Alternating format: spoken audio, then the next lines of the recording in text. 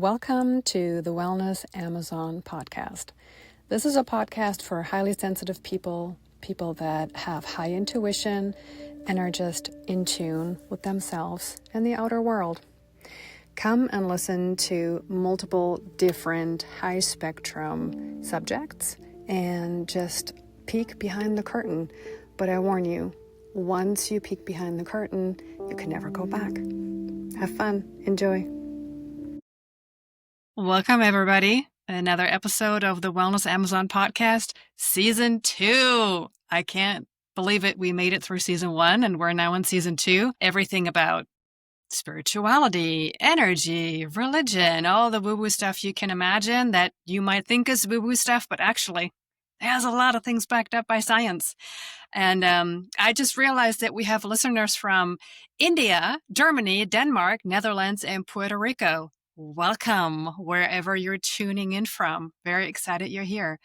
Today, he is here again. Trusted guest on the show. I can say that now because it's the second time. Brian Friedman, the founder and co-owner of Redefined Yoga and the inventor and developer of functional yoga instruction. And we chatted last time about everything breath and how to get us out of a overstimulated state and a bit more grounded and calm. And today we're going to talk about the beautiful art of Qigong. I don't even know if I'm allowed to say the beautiful art of Qigong, but that's what it is for me. So we're chatting about this ancient Asian, whatever it is, right? Brian is going to fill us in. He's going to totally educate us about this today. So welcome, Brian. Welcome back on the show. Glad you're here. Amazing. Thank you for having me back. It's great to see you, to speak with you, to share this insight with your audience. It means a lot to have me here. So thank you. I'm happy to be here. Yeah, awesome. Yeah, let's dive right in. Tell us what, for somebody who has never even heard this in their life and is like, what did Qi what? Yeah. What is Qigong and how did you find it? Well, Qigong, the best way I can describe it is if you can imagine, if you watch some television programs and you watch some movies, there'll be a scene, inevitably there'll be a scene in a park. And in that park, you'll see people moving in slow motion and doing exercises. It's sort of a trope or stereotypical. But what they're doing is a form of exercise. What they're probably doing is a form of exercise called Tai Chi. Now, Tai Chi is essentially, it's slow motion martial arts. You move slowly and you're focusing on defending, blocking, counter-striking, but the idea of moving in slow motion and breathing. Now, Qigong is similar to Tai Chi in that it is slow motion movement synchronized with breath, but it is not specifically a martial art. Does that make sense? Mm-hmm. So Qigong is essentially a healing art. And I think you're correct to say art because there's a lot that goes into it. You're not just arbitrarily flailing your arms around. There's a lot of technique involved. And if you watch someone who does Qigong really well, it looks very expressive and artistic. Now, Qigong is essentially 2 words. Qi in traditional Chinese medicine means life force. In yoga, they have prana. Prana is life force. So in yoga, you have pranayama. Yama means, it can mean to control or to hold. So pranayama, you're trying to control your life force through breathing. Qigong, Qi means life force. Gong means practice. More or less. Full disclosure, I'm not a scholar in Mandarin or Cantonese. I'm making it very, very simple and very, very basic. So essentially, Qigong is a practice for your life force. Does that answer the question about Qigong? It does. And the funny thing is that yesterday at the dinner table, this came up what I'm doing today. And my kids asked me, what is Qigong and what's Tai Chi? Because I mentioned that too. And I was like, oh God, I hope I don't butcher this now. But I did exactly that because they watch Cobra Kai. So they know karate. Mm-hmm. They both have done jujitsu. So I said, imagine people doing karate, but in slow motion and with themselves, essentially, and very mindfully. And I said, and then you take that down a notch, less action, more breathing, maybe, and then maybe you get tight qigong. So I Mm-hmm. was trying to make this child friendly. No, that you're very, very close. That's actually very good because in karate they have what's called kata, and those are the forms that you like shadow boxing. In boxing, you stand in front of a mirror and you practice throwing your punches. In karate, they have kata, so they practice their forms in front of a mirror to make sure their technique is on, and etc. So Tai Chi, you're correct, is a very, very, very slow form of kata. And supposedly it was the Chinese practice this way so they weren't, so they wouldn't get caught practicing martial arts. Legend has it at some point in time, practicing martial arts was illegal. So they would do it slowly and with fluidity. So it looked more like a dance and they wouldn't get in trouble by the law for practicing kata, if that makes sense. That is amazing. I did not know that. Now, And whether it's true, I'm not a Tai Chi scholar, but that's kind of where the story comes from. They were trying to hide their their practice of kata. yeah. And it makes sense. And actually, for people shouldn't underestimate when you're watching this, especially when you're watching people that have done this for a long time. It looks very elegant. It looks, like you said, fluid. Mm-hmm. But it's actually when you do it yourself, you realize how hard that is. Doing anything in slow motion is hard. Picking up a weight is hard in slow motion. If you do a squat in slow motion, that's way harder than doing a quick one. You do not have any momentum. So I have done Tai Chi one time, and it was actually just like you said, it was in a park in Mm-hmm. the trees. Yeah. And it was very, very hard. I mean, trying to do a kick in slow motion, you're shaking Mm-hmm. because it's very hard. So it's a profound way to do that. Um, And yeah. that's actually what got me into Qigong was I tried Tai Chi first. Hmm. I learned in Tai Chi, they have short forms and long forms. And I learned a long form Yang style Tai Chi. And it was really complicated. And I was getting more frustrated than I was stress relief. Hmm.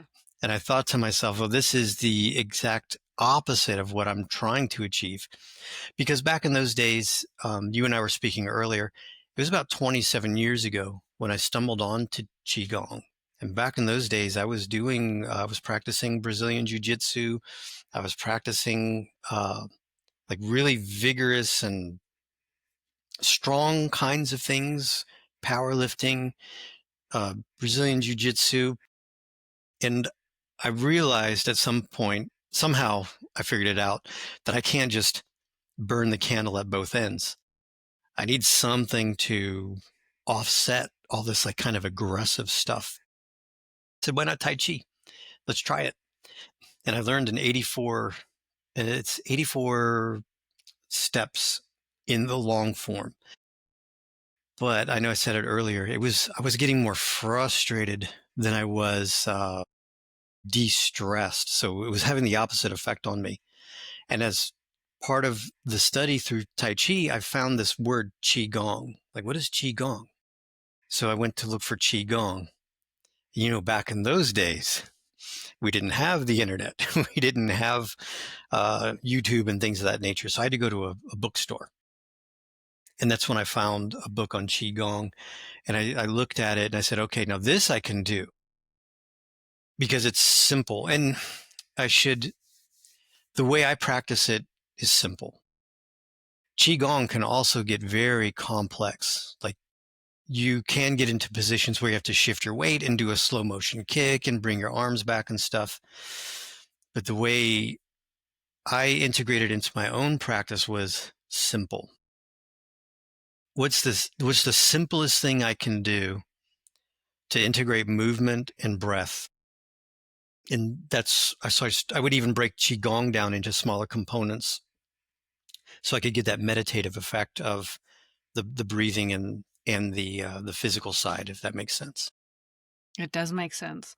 And you mentioned so many words that, like the energy part from yoga, and then we have the Middle Eastern, and then we have the, more Far East, and it reminded me of Ayurveda too, because there you have the different energy types, that who you embody, who you are, what you're born with. So it's just fascinating that you have an entire multiple continent cultures that essentially work and believe in the same thing. It's just that it has different names and Right. maybe a little different symbolism, but it is essentially the same.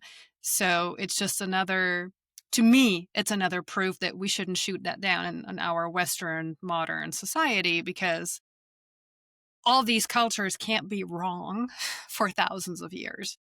Yeah, well, it's based on principles, is probably why there's such an expansive appeal. And the principles are movement and breath work, that integration. And let me check my notes because I wrote this down. It's actually called, are you ready for this? Yes. Sensory motor integration.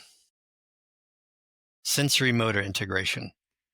So what that means is we're integrating almost everything into a single unit. Uh-huh. So for example, and we can try this, we can do something really, really, really simple. It'll be helpful. The folks on YouTube will be able to see it. I'll try to describe it so that your listeners can partake as well. But the sensory motor integration, this is, if there's a secret to if there's a secret to Qigong, this is the secret. But there are really no secrets and there's no magic. But if there's magic, it's this. And this is also the magic that can lend itself to almost anything, like a proper weight training session, a proper yoga session, anything where we're synchronizing sensory input, how we're moving our hands, the way we feel through our feet or through our core, and the way we breathe, and we integrate it all together. Does that make sense? It does.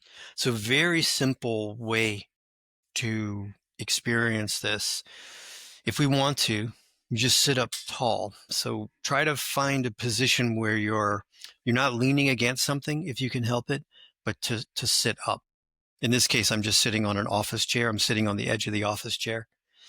You have to pull your pelvic floor into your body. That helps give you stability. And try to be upright, but let your shoulders sink down. Now, the first phase is we'll just do very simple movement. Let's say that your hands are on your lap. And moving more from your shoulders, not so much from your elbows, bring your hands up to about the height of your eyebrows. And then move your hands down. And move your hands back down to your lap. And we're just going to repeat this a couple of times. So inhale. Oh, I integrated the breath too soon. So first we just bring the hands up and you bring your hands down. If you're able to see, if you're able to watch, this is where your sensory motor integration begins, because you can see your hands going up. You can see your hands going down. You can experience your shoulder joint moving. You might sense that your cloth of your shirt is moving, etc. So you're getting sensory input. Now, the next phase is to integrate the breath. So as you inhale, bring the hands up. And as you exhale, bring the hands down. And you just repeat that process. Inhale, hands come up. Exhale, and the hands come down. And then you can heighten your sensory awareness as you inhale, hands come up. Try to feel the wind move between your digits. And as you exhale, hands come down. Try to feel the wind moving between your digits. And you can do this one simple exercise up to 5 minutes at a time. And you're going to get the benefits of that sensory motor integration, because your brain and body are talking to each other much more clearly now. Now, next time your hands are on your lap, just pause, take a breath in, take a breath out, and observe how you feel now compared to just a couple minutes ago when we went through that exercise. Can you feel a difference? Oh, 100%. What difference do you feel? The instant calm, I think it's just one of those exercises where, again, it gets you out of your brain, it gets you into your body, it gets you into your environment in the here and now, because you are moving the breath with your body. So that alone is a focus point. It's just like, it's meditation. To me, Qigong, every time I practice it, essentially with you, it's a meditative state where I can feel my yin energy very, very profoundly in those Mm-hmm. moments, because it's the flow, Mm-hmm. the surrender, Mm-hmm. which is so hard for people to do. And also for me, it's hard for me. I'm trying to get more into that flow state of life. And that's what I feel Qigong does to me. It reminds me that, hey, it's, wasn't that, who was the Kung Fu master? Not Jackie Chan. Bruce Lee? Yes, thank you. Wow. That was a hole in my brain. His famous quote was, "Be water, my friend. Mm-hmm. Be like water." And that is what, to me, what Qigong is doing. It turns you into water. Mm-hmm. Yeah, that makes perfect sense. We talked about it a little bit on our previous podcast, the effects that meditation has on your brain. And so you have your hemispheres, left and right hemisphere. They have different jobs. And that's why a lot of us, we can have conflicting thoughts and conflicting feelings. We know what the right thing to do is, but maybe it doesn't feel right. This is a logical thing to do, but it doesn't seem right, or this seems illogical, etc. So when we're doing things like Qigong and breath work, where there's a single focus, we bring coherence to the system. So maybe 3,000 years ago, they didn't have the vocabulary or the language for sensory motor integration Mm-hmm. or coherence. So they would use poetic terminology to try to express what they were feeling.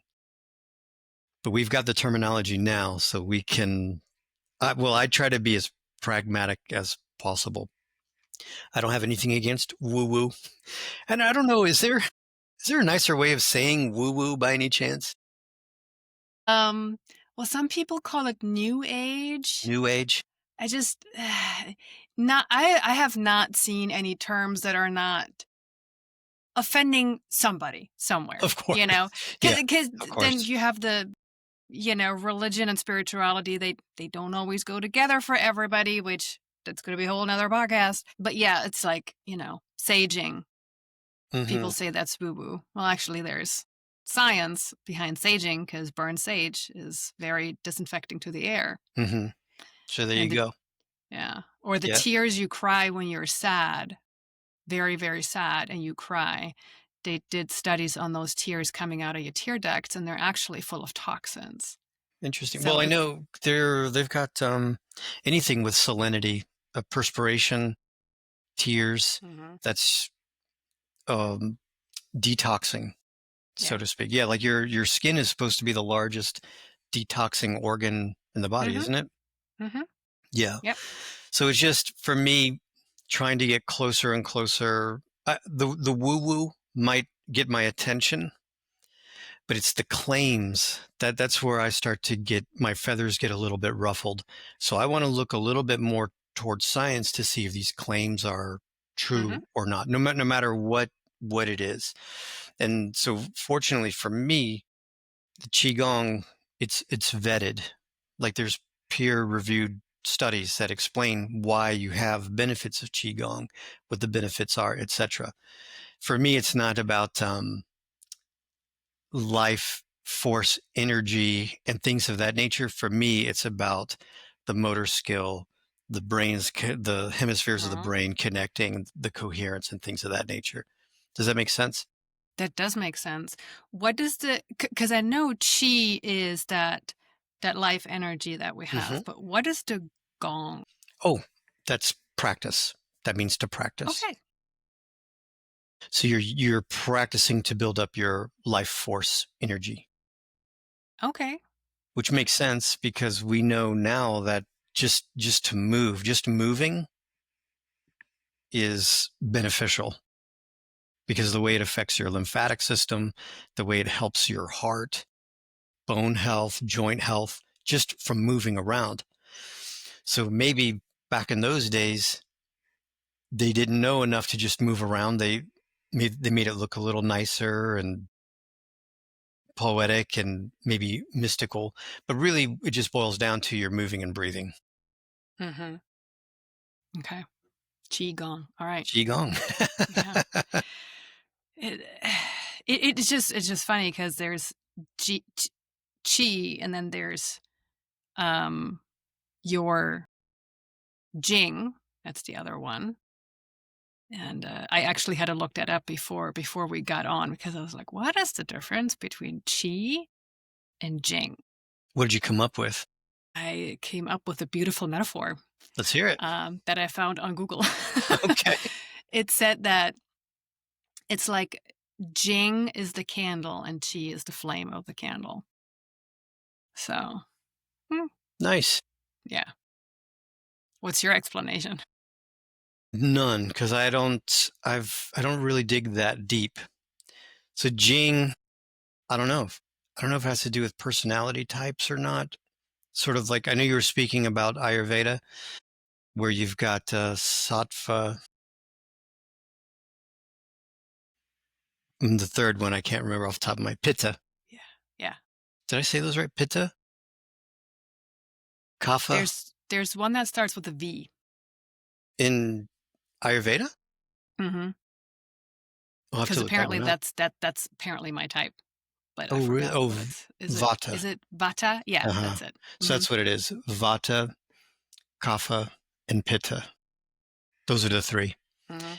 And so you eat and do yoga based on whatever your body type is at that moment or whatever your state is at that moment.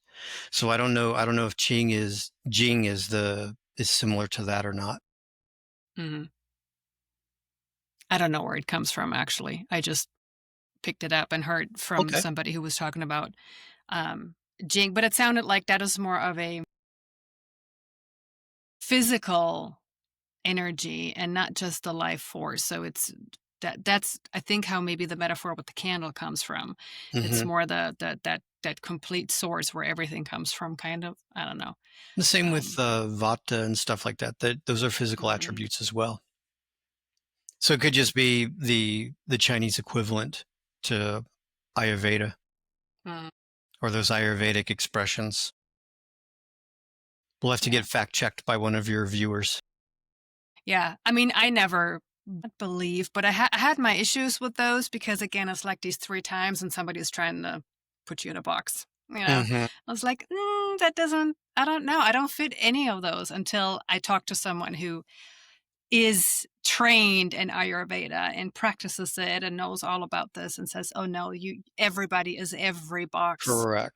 but your core, you are this, and this is why you cannot digest those things." And then, she was talking to me about all those digestion problems that I have, and Hmm. it made sense. And I was surprised that, oh, maybe I shut it down a little too quickly. Maybe there's something to it. So, Yeah, it's a I guess it's a slippery slope when we try to explain things because of symptoms like that. You try to explain to someone maybe they're more yang in nature. It doesn't mean you're always yang. It just maybe at this mhm, moment you are, and we've got to tip the scale towards yin, which is what you were saying earlier. You're trying to get into more of the yin side of things, more receptive and accepting. Doesn't mean you're hardcore yang. It's just that sliding scale hasn't moved over towards balance. I wonder if your listeners know what yin and yang is. We're throwing some stuff around. I don't know if you want to tap into that. Sure. I mean, we have talked about this, and we had 2 episodes, part 1 and part 2, about feminine energy. It came Mm, up a lot there. So that the yin is more the passive, receiving, calm, and the yang is more the active, doing, planning, protecting, let's correct. go kind of thing. Yeah, a fire or heat element for yang, Mm-hmm. a cooling element for yin. And that's, I think it was, the way I remember was the Tibetans who figured that out, that not everything is completely one way or the other. And there's, I think of a sliding scale, and you're trying to find balance.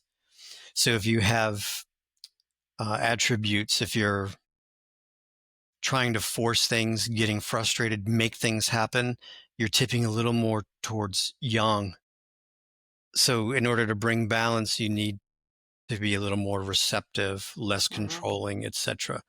And then you can tip too far towards yin, where you're just passive, you're not taking any action at all, zero. Well, then you might need to get up and take some action to get yourself towards center, if that makes sense. Yeah, absolutely. That's what Ayurveda is trying to do too, except they've got 3 things to deal with. So what happened to you when you started practicing? When I guess when you went away from the Tai Chi and found the Qigong, right? Hmm. Oh yeah, it was exactly what the proverbial doctor ordered. So I went from frustration and futility trying to do, bird beak and crane Mm-hmm. deflects the tail and all that stuff. And I'm just from bringing my hands up and down, that's what I was looking for. And it was instant. It was like a light switch flipped on, because I got those meditative side effects, the grounding, that presence, the balance of that yin and yang. Because I'm manifesting through muscular action and intention, but it's that receptivity of accepting it, Mm-hmm. that yin of accepting it. And it's actually kind of a cooling exercise, because you're not using your muscles in a way like you're trying to grind out a bunch of repetitions. You're trying to be efficient and smooth. And so it just did what it was supposed to. It brought balance. Mm-hmm. Yeah. Balance versus frustration. Hmm. No, but that was just me. I mean, I know people who've been practicing Tai Chi for decades. One of my clients, I dare say, is completely addicted to Tai Chi. They will Mm-hmm. not, they will attend Tai Chi seminars and practice Tai Chi stuff, even though they're bone on certain parts of their body and in agonizing pain, and they'll still show up and do their Tai Chi at all costs. So for some people, it it's great, and I'm not knocking Tai Chi. For me, I'm just a simpleton. I needed something easy, Mm-hmm. Mm-hmm. easy to do, and easy to teach to get the same or similar benefits. Yeah. I would probably be the same way, because if you make it too complicated, I'm overthinking the move and not really enjoying what I'm doing. Yes. That's why I love when we do Qigong. And now when we do Qigong, actually, and for listeners who don't know that, so Brian teaches Qigong, and it's very nice for beginners, because like what you just did with our practice when you showed it to us, it is first we do the movement, we refine the movement, then we bring in the breath, and we make sure we're keeping all the check marks that we have, right? That is exactly what I need. And by now, when we do qigong together, my breath automatically goes Hmm. in that flow that it should be. Hmm. Inhale, exhale with the movement. It's now.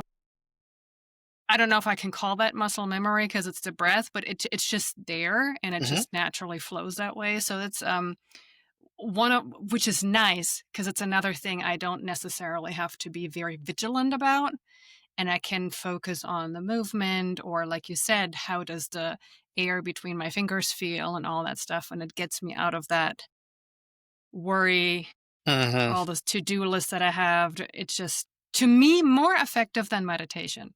Because when I meditate, it's very easy to go, I mean, I'm not even in the room anymore, essentially. Hmm. I'm in my kitchen because I have a Yeah. photographic memory. So I go through the things I need to do in my kitchen. But when we do Qigong, that does never happen because it can't. It can't It's happen. almost impossible. Yeah, that's a very Mm, good observation. It's almost impossible because like everything is focused on a single action, and that's the benefit. And yeah, that's 100% accurate. Meditation doesn't necessarily mean cross-legged under a tree and trying to empty your brain. Meditation is just a single focal point, and then nothing else exists. So if you can sit under a tree and contemplate your navel and nothing else exists, that's great. But if you need to integrate the breath and the movement to get you there, then you're meditating. yeah. That's a good Yeah. point. Yeah. I remember back in the studio, I don't know if it was a workshop or not, but we were all complaining about how there's so much noise outside and all the cars are going by and all these people are talking too loud. And I think you were the one who said, it's not about the noise around you. It's about the art to not focusing on the noise around you. It's meditation shouldn't be that you need to be sitting in a completely silent, dark, whatever room where there's no stimulation at all. It's you not focusing on the stimulation that's there. You find Correct. the quiet inside of you. And yes, also, I have a very hard time with that. So anything guided like Qigong, even if it's a guided meditation, if you talk to me and tell me, oh, imagine yourself in a forest and, you are feeling the dirt underneath you. That's great because now I'm focusing on that Hmm. and not on the to-do list. But as soon as there's only music and I'm trying to focus on whatever, chances are high that it will not go very more than 2 seconds, maybe. Yeah. Well, it's funny you mention that because Sri Dharma Mitra, he's a yoga teacher from Brazil of all places, and he chose to practice yoga in New York City specifically because of all the distractions. Because he knew that if he could overcome the desire for pizza and overcome the desire to go to discotheques and all while in that, all with, I guess, surrounded by all those temptations, he knew he could do it. Yeah. It's easy. I'm paraphrasing him, but he said it's easy to renounce things when there's nothing to renounce.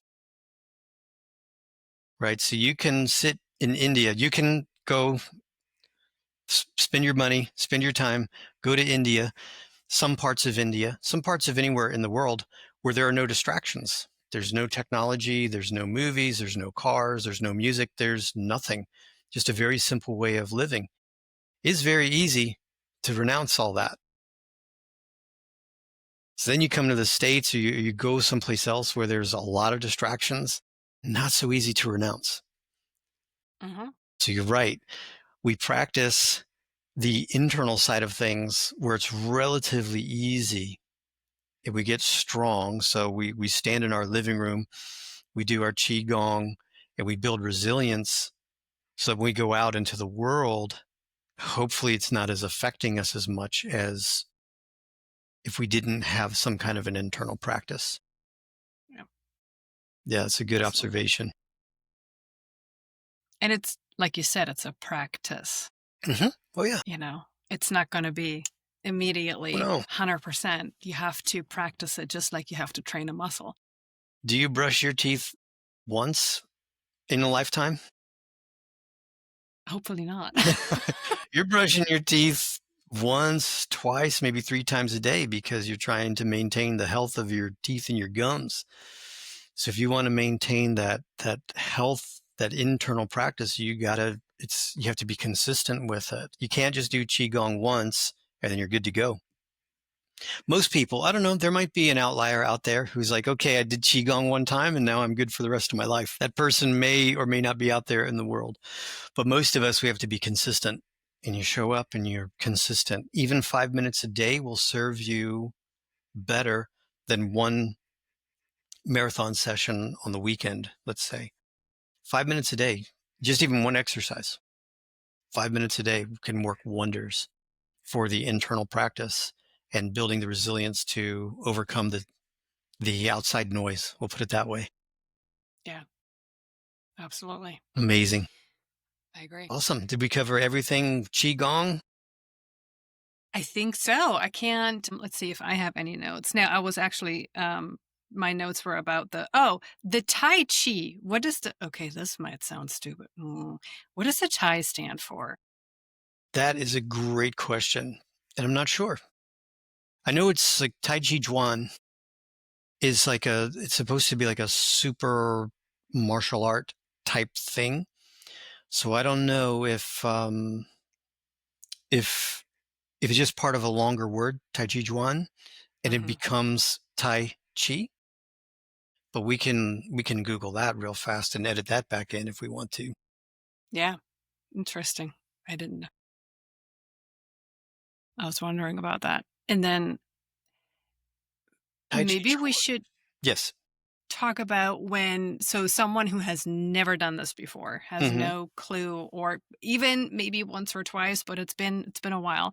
And where should they start? What's a good starting point for Qigong? Well, okay, so I was kind of close. The Tai in Tai Chi just means supreme or great. Oh, So Tai Chi, when combined with Tai Chi, forms Tai Chi, which can interpret as supreme, ultimate. It's not really super clear. In the context of Tai Chi, the word Tai generally translates to supreme. It signifies the highest or most fundamental principle, often associated with the concept of the universe's origin and interplay of yin and yang.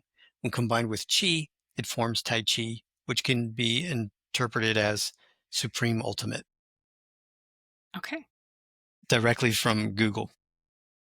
I mean, it makes sense since you're maybe it's more of you're strengthening therefore your chi, your life force energy, and make it so strong and supreme that you are the ultimate warrior.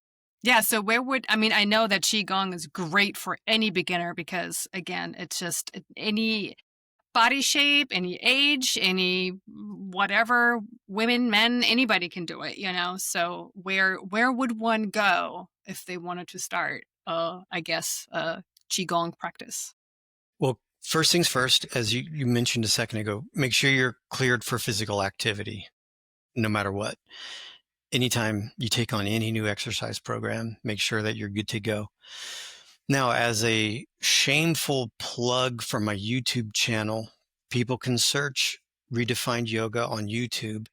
And I know I have at least one, maybe two Qigong videos on my YouTube channel. Be happy to have people come check that out. You mentioned earlier that the way I teach is beginner friendly. It's step by step, and you just go through the process via checklists because that's how my brain works. So I suspect most beginners could start there without any issues. Kind of a drawback with Qigong, and really a drawback with almost any form of exercise, is that most people's definition of beginner is insane. So you might do a YouTube search, beginner Qigong, and you might get lucky and you land one that really truly is beginner friendly, where you really are just moving your arms gently and focused on your breathing. A lot of times, my gosh, I've searched beginners Qigong on YouTube, and I can't believe the stuff that comes up. Mm-hmm. Deep knee bends, deep lunges, coordinating breath, lunging and pressing, really teetering on intermediate to advanced stuff. But it may seem like a beginner to someone who's practiced Qigong at a Shaolin monastery for 37 years. Maybe for them, it is very beginners. But for someone who's deconditioned and hasn't gone for a walk in 2 years, you might need something a little less overwhelming. So by all means, caveat emptor, you can search for beginners Qigong. I would scan it. I wouldn't start doing it because you don't know where the practice is taking you. Scan it and just get an idea of, okay, can I do 97% of this? Okay. Mm-hmm. And then go back and start. And just look for someone who, I believe, look for someone who teaches in a pragmatic, simple way so that you're really understanding the benefits you're getting and not so much just flowery or poetic verbiage that essentially means nothing. Mm-hmm. It may sound cool to spread your arms like a lotus flower and reaching your heart towards the sun. What does that mean, really? Mm-hmm. What does that Mm-hmm. mean? Mm-hmm. Yeah. What is the proper alignment of my spine when you want me to reach that heart Yeah. towards the Is sun, my heart right? really going to go to the sun? Mm-hmm. So I prefer extend the spine, expand the rib cage, shoulders down, chest up. And so that way you can even integrate some of this stuff into the rest of your life.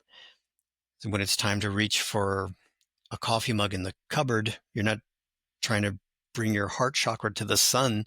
You're trying to keep your shoulder down and your ribs aligned so you can lift your arm up. Right. Right. There's But a that's just balance. me. That's just And me. no, I get it because I am the first one who's all up with this flower language. I love it. You talk about chakras, we can do this all day, right? And all this stuff. But when we move a body, I need to know what my proper alignment should be. And Mm-hmm. I need that checklist. Mm-hmm. I need the verbal cues. That's why I love, when you and Karen, and I'm sure Teresa, are teaching in redefined yoga, there is so many verbal cues that even sometimes when the laptop is somewhere else and I cannot actually see what you're doing, I know exactly what is going on because those verbal cues blind me, can lead me through an entire yoga session, a qigong session, stealth stretch, safe strength, all the things you offer, without losing any of the checklist things. And just Amazing. like you just demonstrated in that little tiny qigong practice that we did together, by the time I'm getting super calm and I'm breathing with my arms up and down, I was like, oh, is my pelvic floor up? Did I pull up? No, I did not. That was sagging again. So let's do this, right? And let's sit upright. And where are my shoulders? And that is what gives me power to be in my body while doing something that is soft and flowing, but not losing these very important alignment things that prevent me from getting injured, even with something as Qigong. I love that. And that was one of my goals. No guesswork, no surprises. Because coming up through the yoga ranks back in the day, and I'm sure it still happens these days, but it was common for a teacher just to yell stuff out, so you didn't know what was coming. You'd be set in one position, and then they would just yell revolve triangle. I would have to figure out, well, how am I going to get from this to revolve triangle? And that's how you get tweaked, and that's how you sprain and twist things. So that was a mental note to myself. No guesses. When people come to my classes, there's no mystery. You know what's coming next. You know the steps to follow. You know how to get into it. You know how to get out of it. Because safe. Safety is top priority. Yeah. And what you mentioned that very quickly, but it's a great tip. And I want to mention that to our listeners because I do that all the time. When I watch a video on either YouTube or Vimeo or even in our, on demand section of your website, if I don't know what's going on or it's the first time I'm watching it, I go speedy through it to see so I know what to expect because I might need a strap or a yoga block or out of a sudden somebody pulls out some gadget that I'm like, oh, I Hmm. didn't have this even close in the room. Just so I know what is coming up, or sometimes you can watch these things on like 2.5 speed so you can kind of see what's going on. That is very beneficial because if there is things going on in the middle of the video that are a no-go, you can't do those. You can't do that whatever deep sumo squat or whatever is coming up. Then you need to be prepared for either you need to skip that or how do I modify that or is that maybe not just the right video for me. Correct. So Yeah, that's an excellent practice.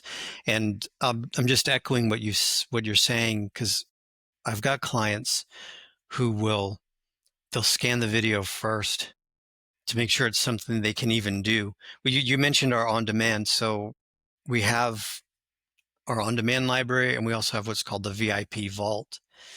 So sometimes I'll recommend to a client, we'll go to the vault and find this class, and they'll scan it and they'll make sure that they can do it, because they'll email me back and they say, oh, I can't do that one because you bring your arms up over your head. mm-hmm. Great catch. So let's go to this one where I keep my arms below the shoulders the whole practice. Mm-hmm. So that's a very good point and a very effective tool to get oneself in the right place for the right practice for them. Yeah. Even though I have to say with your videos, every single time there's a modification. There's always let's do this first. And if you can, Correct. let's do it a step harder. And if you can, we're going to go one step harder than that, right? Yeah. And I mean, even sometimes I cannot bring my head off the floor in a laying position. So I'm like, okay, I'm going to pretend and just think about it. And the muscles are engaging, but I'm actually not lifting my head off the floor. And that's safe for me at this point Correct. in time, right? Yes. At this day, at this moment, in that minute. Because Correct. again, like you said, we're never stagnant. We're a flowing being that is different every day. We are water, the river, right? Yeah. We are water. You can't put your finger in the same spot of a river twice. Nope. Yeah. And If you can. Yeah, it's great. I'm very blessed to live on a street that is very multicultural, I guess. So we have a lot of ethnicities in our street. I think we have somebody from every continent, just in our street. And I have some older couples living here that are Asian, and they go on their walks in the morning around the lake, and I never see them. They don't just walk. They always have their arms going Okay, in yeah. some fashion. They're always doing something where it's like, oh, this looks like walking Tai Chi, what they're doing. But I mean, they are probably in their 80s and they are Mm-hmm. super active. So it's a way of life for them too, that soft, gentle movement. They're not doing crazy things, but they're lubricating their joints. That is correct. Motion is lotion.